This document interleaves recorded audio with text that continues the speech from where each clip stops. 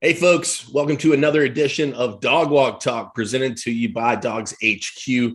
I'm your host, Jake Reuse. With me today, not Palmer Toms, the much more handsome and intelligent Chad Simmons, Director of Recruiting over at On3.com. Chad, love to take a jab at Palmer when he's not on the show. But hey, got a lot of respect for you and love working with you. And I'm really glad you could join us today on Dog Walk Talk, man. Yeah, I'm gonna definitely record this myself and get that to my wife. Somebody else giving me a compliment about my looks and my face and everything. So I appreciate that. I haven't heard that probably since we got married like 18 years ago. So I'm glad that I heard that from you, Jake. But no, happy to be here. Glad to be part of a team with guys like yourself. What we're building here at On3, obviously exciting times for both of us, and obviously probably exciting times for Kirby Smart and that staff in Athens too right now. Ooh, no question about it, man. I mean, it's been a real role they've been on just over the course of the last week. Earlier on Wednesday, Michael Williams goes ahead and pulls the trigger, flips straight from USC to Georgia, something which I feel like we just don't see a lot of anymore, just a straight up flip. Then on Monday evening, you've got Aluba goes ahead and commits to Georgia soon thereafter from his decommitment of FSU.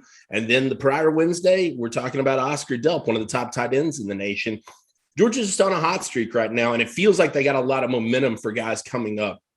Let's start. Yeah, they really are. Well, let's start with that trio, though, of guys. And, I'm interested kind of in your thoughts, your evaluations of those guys. Let's start with the most recent, Michael Williams. I mean, five-star guy, one of the top guys in the nation for us at On3.com, a guy that I know you've seen plenty of times in the course of his high school career. What is it that makes Michael a five-star, and how do you feel like he fits into this Georgia class, man? Yeah, I mean, Michael is clearly, in my eyes, one of the most talented players in this class, and not just now, but just potentially with upside. You talk about what he brings to the table now at 6'5", maybe pushing 6'6", 265 pounds, as athletic as he is. And, for me, going back to when I initially started evaluating him, late freshman, sophomore year, some of the most memorable plays I remember is when he played tight end, and you see a guy like that runs 30 and 40 yards down the field, going up, making a play, high pointing the football, coming down, with two different defenders around him, making plays like that. Then you go back and look and realize he's a defensive lineman, running like that, moving like that, controlling his body like that, exploding like that. I mean, he's a kid that I think has untapped potential. I mean, he's a guy that at his size, the way he bends, the way he explodes off the ball,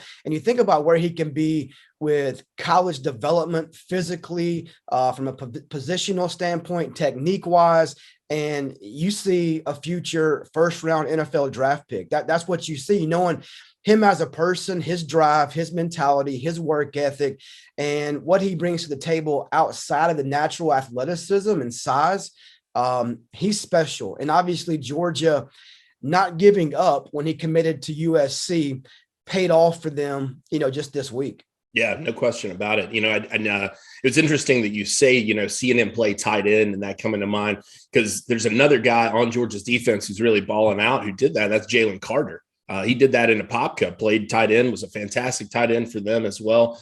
So that athleticism goes a long way. And also too, I mean, I don't know that people really appreciate enough the premium on pass rushers right now. I mean, I think that it's corners and pass rushers are everybody's looking for the next great one, because in this era of passing, of so much high level passing, you got to have those guys who can get back there and disrupt.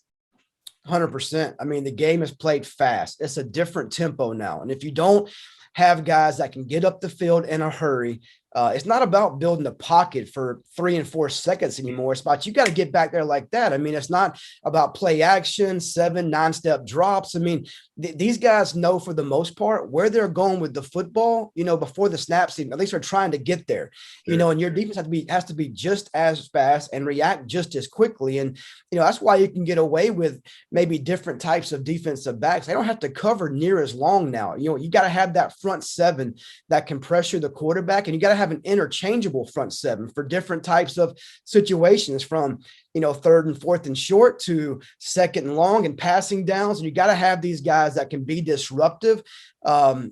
Like Michael can, and he's a 3-down guy. He's a lot like Trayvon Walker, where, he can play outside in Georgia's, main scheme, the odd man front. When it comes to passing downs, you slide him inside and create mismatches there because of his quickness and get up the field. So again, Michael's a huge get for Georgia and really fits, I think, really what anybody wants in a defensive lineman in today's college game. Yeah, absolutely. And, I know that there were people saying, people, I guess, always get worried when they see this flip thing, how solid is he now? I got the sense in reading what you put out that this seems signed, sealed, and delivered at this point. Yeah, I mean, when you know the whole story and kind of how this thing, and I think the title of my story, come full circle, that's truly what happened here. I mean, he was all but committed to Georgia, 8-9 months ago, and once the buzz got out there about potentially visits opening up, he decided to take a step back, wait for that opportunity. And what happened there, he just fell in love with LA. His half brother, Michael Triggs, there, committed to USC right off that visit to USC in June. But we always knew Georgia was right there. They finished number 2 at that point. They were number 1 probably for the 8 or 9 months leading up to that decision. And they never went away. So like he said, Georgia's always been in his heart. He got caught up and loved USC at the moment. They had a coaching change in September that opened the window for Georgia, and the rest is kind of history. But I agree with you. This one, in my opinion, is done. He'll be at Georgia in January. Yeah, I think so as well. And I think, too, it's a good get for the class because he's a well-connected guy. I mean, a lot of kids know him. A lot of kids respect him. He's tight with Kristen Miller, especially. That should benefit Georgia possibly down the line. I think that there's no underrating a pickup when you get a 5-star, but a guy of this caliber at this position, I think even bigger to some degree. Yeah, I mean, other people notice for sure. Yeah. Now let's take it back to Monday. We'll do these in reverse order. And that's, am I saying it right? Is it Aluba?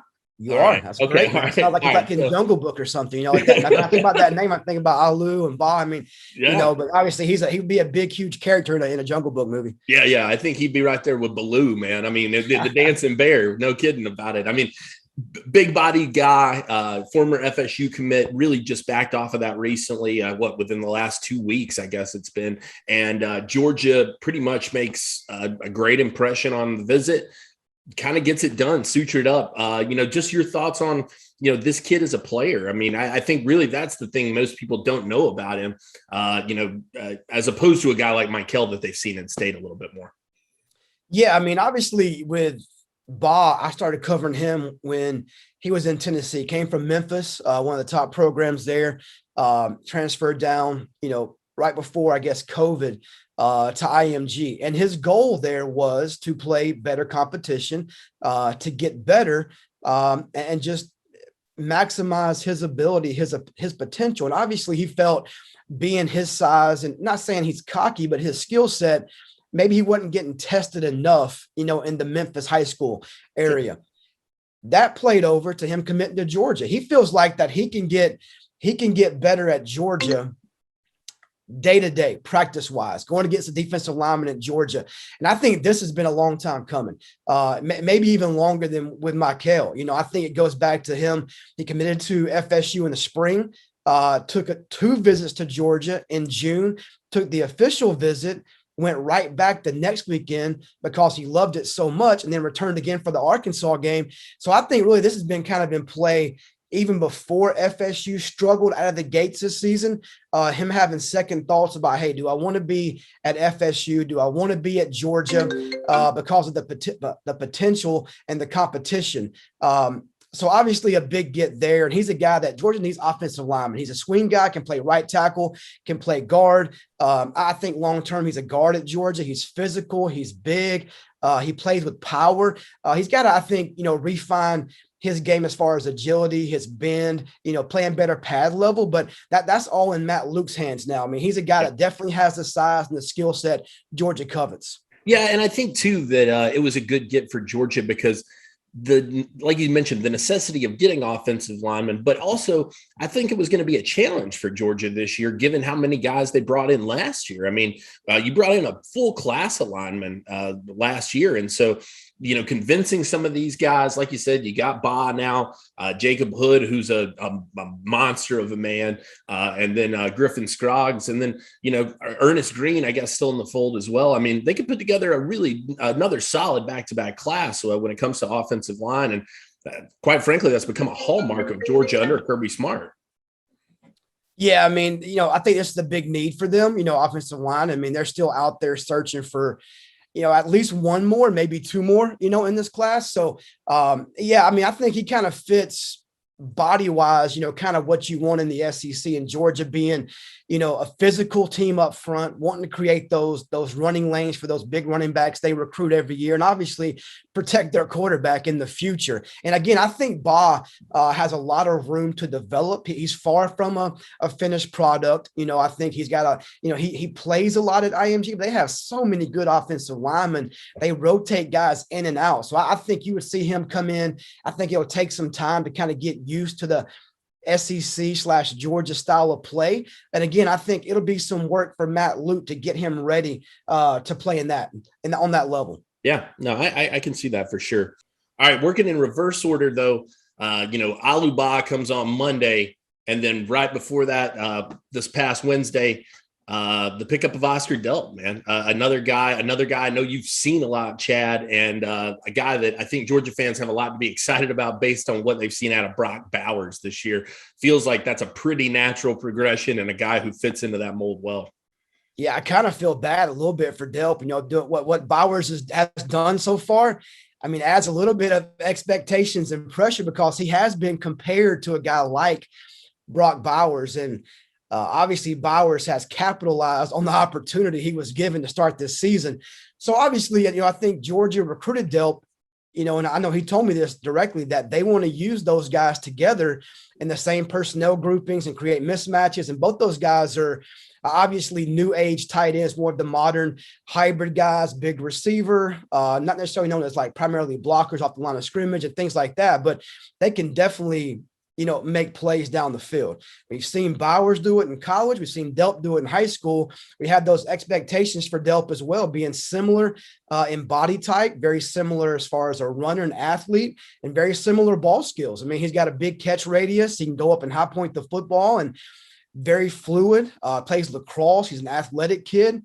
The thing about Delp, I think that maybe a little bit different from Bowers, I think he comes a little bit more physically mature, body-wise, strength-wise. I think he plays better competition week in and week out where he's at in Georgia compared to maybe the wine country of Napa Valley in California. That obviously didn't hurt Bowers because he came in ready to play in a big way. So I think obviously we kind of saw this one coming with Delp. We felt Georgia led for many, many, many months. And yeah, of course, he got family in South Carolina. That gave him a lot to think about he can come in and be right away, probably starter for them with their roster and do different things there. And of course, Clemson made a run in Michigan and all that, but big win for Georgia in the end. Delp, again, very recognizable guy in this class. These kids know him. Guys behind him, he plays within 707 and 23 and 24. They respect who he is as a player, his work ethic, his mentality. And I think, as good as he is on the field, maybe better off the field. As far as a class act, student athlete, hard worker, attitude, leadership, he's a big get for Georgia, not just on the field, but off the field as well. Yeah, he's a guy that I think we'll be seeing on media days a lot. He'll be coming up for interviews for sure. And, I told people too, personally, haven't met both of them in person now. I think Delp may have an inch or two on Bowers. I think that I think he may be a true 6'3", 6'4". Bowers probably, I think, a little closer to 6'2", if I were guessing. But Georgia, like I said, a strong run for them. Those are three guys, three of the top players in the nation. No question about it. No matter which rankings you're looking at. Obviously, we use the On3 rankings, of course. But, Chad, I wanted to move into, looking beyond this. Georgia wants to keep this momentum rolling. And to me, it feels like they can.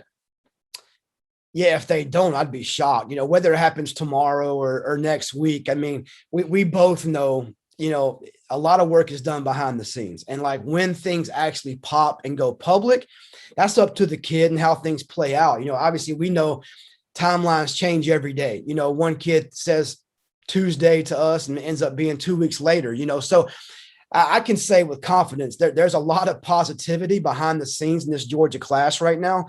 When things happen, it's still yet to be determined. But I think things could happen sooner than later with a guy like Jaheim Singletary. We just saw, Shamar James decommit from Florida. He was coming off his official visit to Georgia. And we know Georgia is very hard on both those kids, one in Alabama, one in Florida. Speaking of Florida DBs, Kamari Wilson from IMG, teammates with Alou Ba. I've kind of been waiting for him to pop at some point. I felt really Georgia has been in the driver's seat there really since like pre-summer. I think, I don't know if he's made a decision or not completely, but the buzz has been around Georgia, according to my sources, for months. So kind of just wait to see what happens there. But they're in play for a lot of kids. Some guys we can talk about, some guys we cannot yet until that time is right.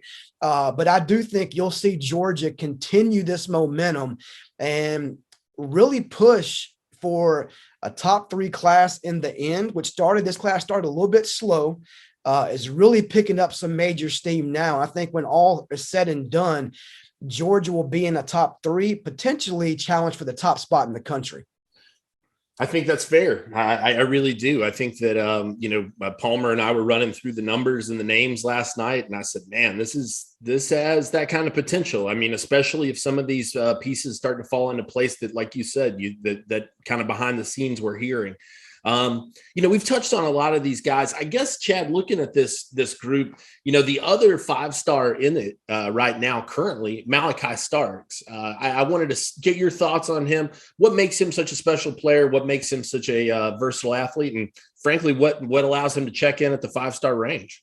Oh, I think everything you see from an athletic standpoint, he's a star on the track field. He can play basketball. He plays quarterback, safety, whatever his team needs him to at Jefferson in football.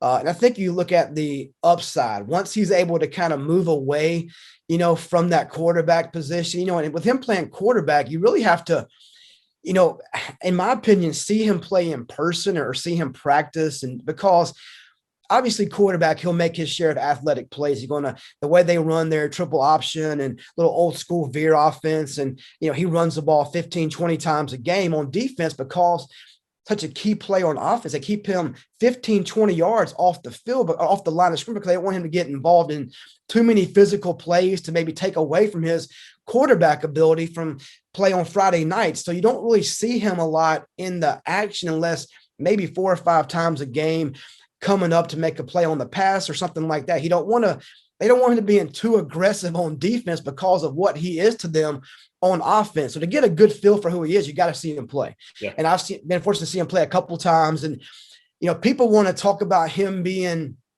maybe a Roquan Smith type.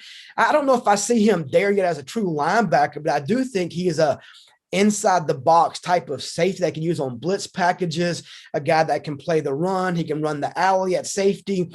He can play in coverage. And he's a great athlete that I think you look at potentially where he can be with his size, his track times, his athleticism, his versatility. And again, knowing him away from the game, just his mentality, man, he's a team guy. He works. He's a natural leader. He's not big vocally, but leads by example, and he competes. And I think he checks so many boxes when you think about potential first-round guy. And then you also put that with what Georgia's doing from a developmental standpoint and what they're building from their year-to-year NFL guys. And I think it's hard not to see him as a 5-star player. And again, it's all about projection. Sure. And with what he brings to the table potentially as that versatile athlete that can play the pass, can play the run, physicality, size, speed, that's why he's a 5-star for us on On3. Now, one more guy I wanted to ask you about, just kind of, as we wrap up these evaluation talks, I guess, a guy that you got to see that not a lot of people have gotten to see, and maybe don't talk about enough, I think, in this class, but a guy that behind the scenes I've heard Georgia really loves and is really thrilled to have in this class, and that's Ja'Cory Thomas. Out of Orlando, Florida. You had a chance to get out there and see him. I haven't had a chance to see him in person. Your takeaways from this kid. I mean, how what is it that seems to have the Bulldogs so stoked about that one? I think another guy that's very physical, very athletic. Somewhat, I don't want to say underrated or unknown, but like you said, not talked about enough. He quietly got the offer from Georgia, early summer. They evaluated him all the way through the spring. They were getting like 7-on-7 tape and, a spring workout video, all that kind of stuff. And then they got him on campus, early in June. He got the offer, committed, a couple weeks later. The thing about him that stands out is probably athleticism, physicality, and aggression. He plays a little bit of, everywhere for his team in Orlando, Boone High School. But I think what caught my attention the most probably is seeing him in 7-on-7 in June, in May. It's just his ball skills, his instincts, and being at that size and breaking on the ball, making a play. I was at a 7-on-7 here in Atlanta, which his team won actually.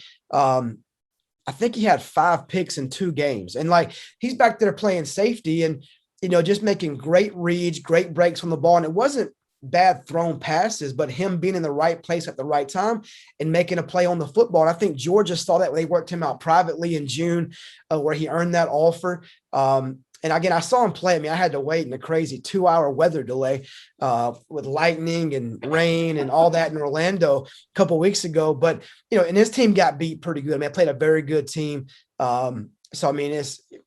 They only scored 7 points and gave up like 40 something, but it was nothing to do with Ja'Cory. And again, his play, I think he's a kid that could sneak on the field and play early at Georgia, just because I think body wise, he's ready. He understands the position, which I think, again, he could play inside the box. He could be that rover type guy, could play that star position, could be even used in some linebacker situations. He's a versatile kid that's athletic and physical with great instincts. Yeah.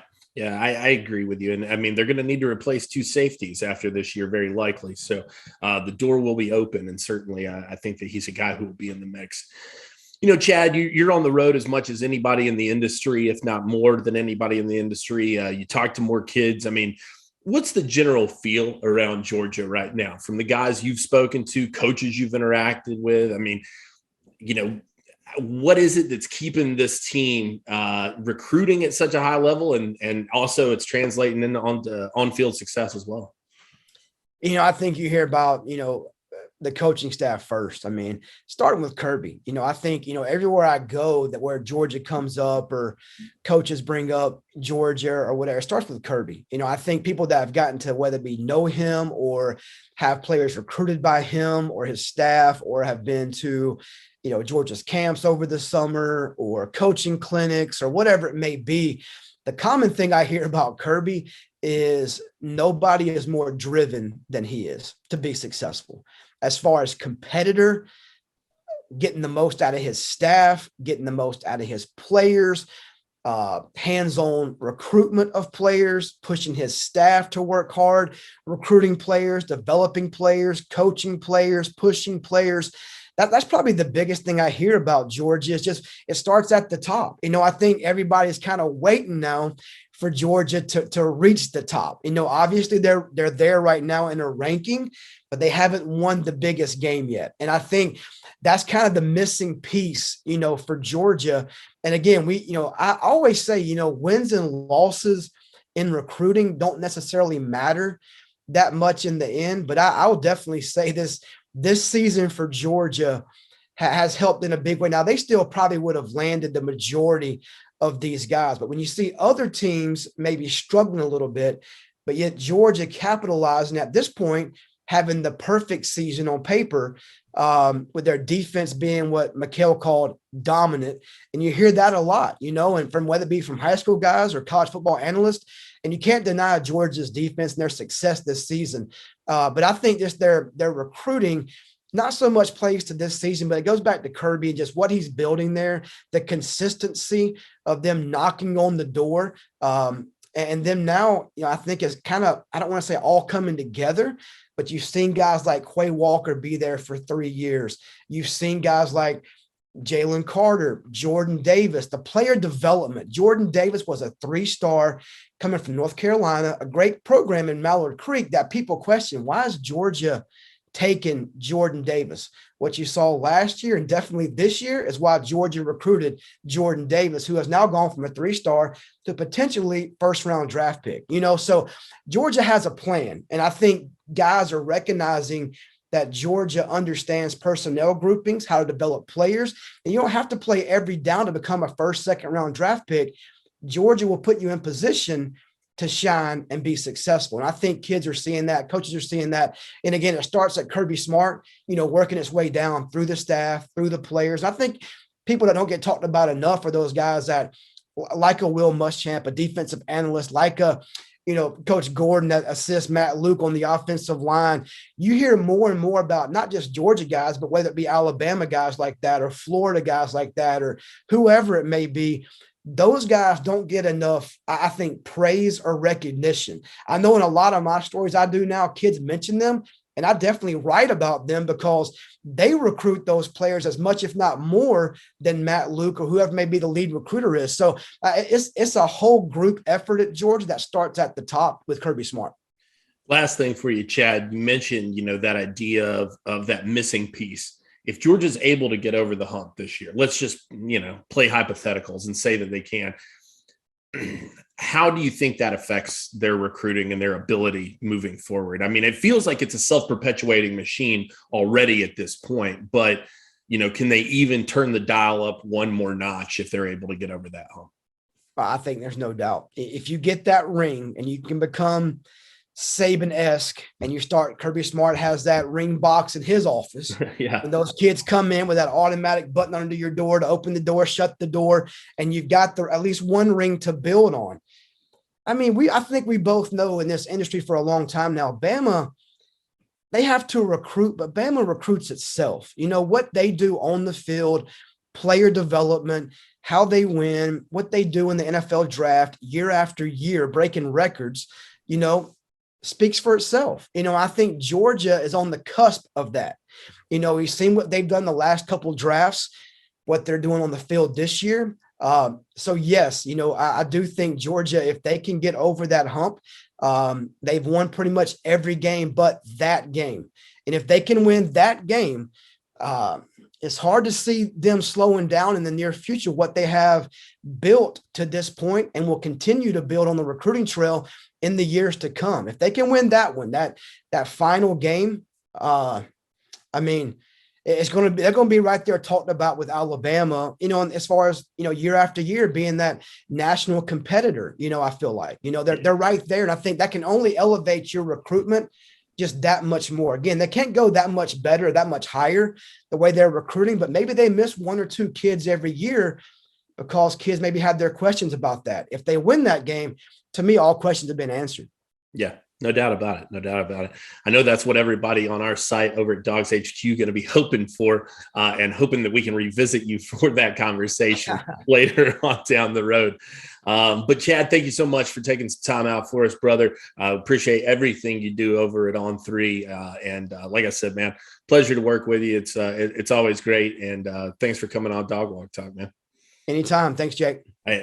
All right, guys, that wraps it up for today with Chad Simmons. I'm Jake Reuse. Make sure to get over to DawgsHQ and check us out. We'll catch you next time on Dog Walk Talk.